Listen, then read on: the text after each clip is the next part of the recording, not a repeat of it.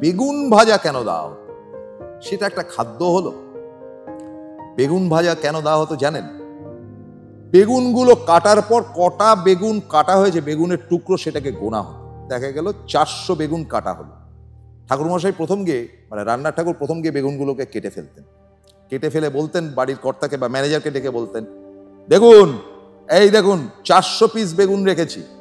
এবং প্রত্যেকের পাতে একটা করে বেগুন দেওয়ার পরেও যদি দেখা যেত যে গোটা 6 বা গোটা 10 বেগুন অবশিষ্ট রয়েছে, তাহলে ধরে নিতে হবে 400 মাইনাস 10 বা 400 মাইনাস 20, যে সংখ্যাটা হচ্ছে 390 বা 380, তার মানে 380 জন খেয়ে গেছে।